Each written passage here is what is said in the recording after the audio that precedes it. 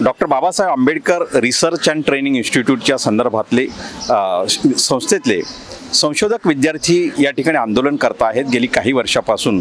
त्यांच्या संशोधन अनुदानाचा प्रश्न निर्माण झाला आहे आणि या संदर्भात आपल्याशी बोलण्यासाठी आज आहेत दैनिक देशोन्नतीचे संस्थापक संपादक माननीय प्रकाश पोरे सर। आपलं सर्वप्रथम स्वागत सर।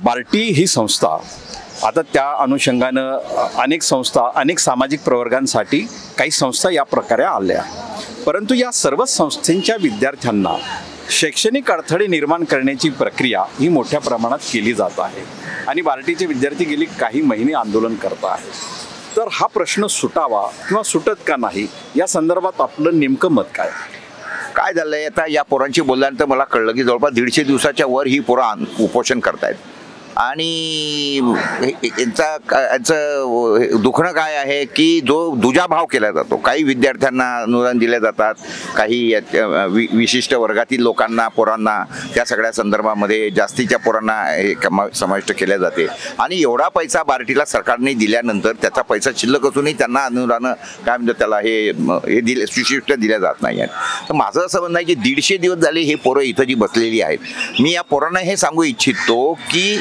हे सरकार काही उपोषणाला आणि ह्याला घाबरणारं सरकार नाही आहे, कारण यांना नैतिकता शिल्लक नाही। असं आहे की गांधीजींनी उपोषण मांडले तर इंग्रजांचं सरकार घाबरून जायचं, कारण त्यांच्यात नैतिकता शिल्लक होती। हे सरकार नैतिकता कोळून प्यालेलं सरकार आहे, कारण हे जनतेच्या समस्या सोडवायला आलेलं सरकार नाही आहे, तर हे सरकार हे कॉन्ट्रॅक्टरच्या कडून कमिशन खाण्यासाठी आलेलं कमिशनखोर सरकार आहे। पहिले एक समजून घेतलं पाहिजे। त्याच्यामुळे या पोरांनी स्वीकारलेला जो मार्ग आहे तो चुकीचा आहे।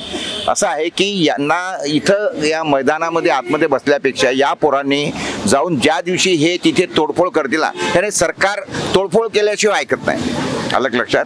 त्यामुळे कसं आहे की सज्जनांना जसा शहाण्यांचा मार असतो, शब्दांचा मार असतो, तसं या सरकारला त्याच पद्धतीचा हे होईल। त्याच्यामुळे परिस्थिती असं आहे की सरकारने या सगळ्या संदर्भातून काही बोध घ्यावा। या पोराने हातात कायदा घेऊन याचं जर सरकारला वाटत असेल तर सरकारने कारण 150 दिवसामध्ये यांच्याकडे कोणी सरकारतर्फे आलेलं नाही हे सगळ्यात गंभीर आहे, समजून घ्या। म्हणजे कोणी उपोषणाला किंवा अशा पद्धतीने बसतं, आंदोलन करायला बसतं तर त्यांना काही सुखासुखी तर कोणी बसत नाही ना, त्यांचे प्रश्न सुटत नाहीत। म्हणून जेव्हा जसं आई दूध कधी पाजते मुलाला जेव्हा ते रडतं, तर हे एवढी पोरं रडत असताना जर सरकार येत नसेल तर मला असं वाटतं की संवेदन शून्य सरकार आहे। त्यामुळे या सरकारच्या संवेदना ज्या बोथट झालेल्या आहेत त्या जागृत करण्याकरिता या पोरांनी काही अभिनव आंदोलनं करावी असं मी सांगतो आणि सरकारला इशारा देतो त्या सगळ्या संदर्भात। पण सरकार या संदर्भात काय करतं की सारथी असेल, बार्टी असेल, महाज्योती असेल, या ज्या संस्था आहेत समकक्ष, यांच्यातल्या विद्यार्थ्यांमध्ये आपसात संघर्ष लावण्याचा प्रयत्न सरकार करते। ते विद्यार्थ्याचाच काय प्रश्न करता तुम्ही? या देशामध्ये तर सगळीकडे तेच केले ना, हिंदू मुसलमानांमध्ये भांडण लावून टाकायची, तिकडे आरक्षण करून टाकलं, मराठी, कुणबी, ओबीसी, दलित यांच्यामधनं भांडणं लावून लोकांना भांडत ठेवा म्हणजे जेणेकरून तुमच्या महत्त्वाच्या प्रश्नाकडे लक्ष वेधल्या जायला नको लोकांचं, आणि असं झुंजत ठेवायचं, टाइमपास करायचं, हेच सरकारचं सध्याच्या घडीचं यांचं हे टार्गेट आहे। पण सर मगाशी पण आपण ईव्हीएमच्या संदर्भात म्हटलं आणि आता बार्टीच्या संदर्भात विद्यार्थ्यांनी तोडफोड करावी। जर समजा असं विद्यार्थ्यांना सरकारला ही जर भाषा कळत असेल, तोडफोडीची जर भाषा कळत असेल तर करावं काय? तुमचं काय म्हणणं आहे? पोरांनी 150 दिवसाच्या ऐवजी 1.5 वर्ष बसावं इथं? नाही म्हणजे त्यांचं करिअर काही करिअर होत नाही, एक लक्षात घ्या की आता आम्ही शेतकरी संघटनेमध्ये इतके वर्ष तुम्ही मला सांगा, त्या दिल्लीच्या सीमेवर 13 महिने बसले। जर पंतप्रधान हे म्हणत असतील, त्याच्यावर जेव्हा सत्यपाल मलिकने हे म्हटलं राज्यपालांनी, तर वो 13 महिने हो गए 700 किसान मर गए। ज्या देशाचा पंतप्रधान इतका संवेदन शून्य आहे की तो मरे तो फिर मैं क्या करूं, तर काय करणार आहे तुम्ही?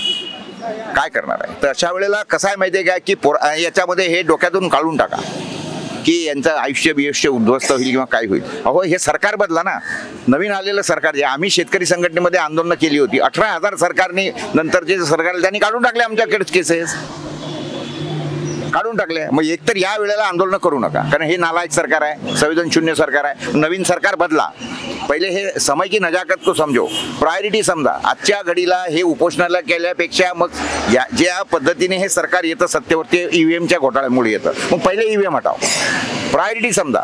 म्हणून त्या हिशोबाने आता येणारे सगळे दिवस सगळे कामधंदे सोडून केवळ ईव्हीएम हटवा, सरकार बदला, हे जर सरकार अशा पद्धतीने, आणि ज्या दिवशी सरकारला समजेल की आता पोरं चिडले आहेत, आता आम्ही सत्तेवर येणार नाही, त्या दिवशी तुमचं ऐकायला लागतील, हे समजून घ्या.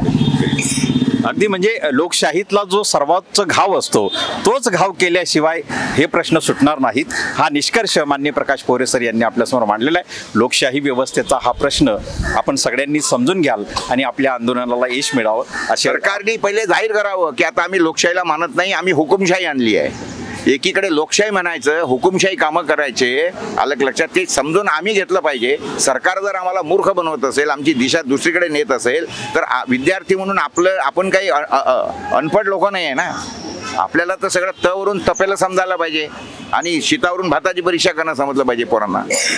त्याच्यामुळे आता हे तिकडे 13 महिन्यांचा उपोषणाला जर सरकार मानत नाही तर यांच्या 150 दिवसाच्या पोरांना ते असं पिंजऱ्यामध्ये आतमध्ये इकडे बाहेर कोणी समजतच नाही.